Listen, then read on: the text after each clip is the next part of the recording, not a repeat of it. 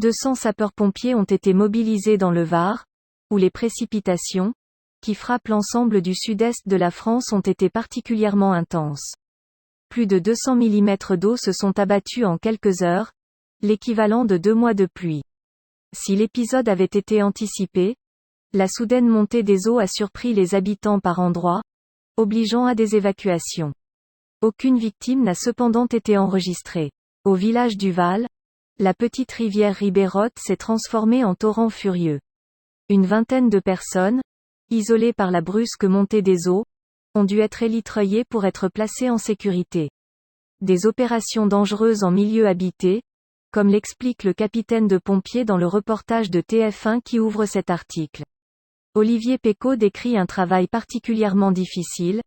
Il faut gérer l'approche d'une zone qui est habitée, faire attention aux obstacles aériens comme les pylônes ou les relais de transmission, mais aussi les lignes à haute tension comme ici. Dans la ville voisine de Brignoles, même déluge concentré en à peine plus de 2 heures. Dès la fin de matinée, c'est ici le Carami qui est sorti de son lit. Un commerçant surpris par la vitesse du phénomène raconte: on a à peu près 30 cm d'eau dans le magasin, tout est foutu, on va fermer au moins 15 jours.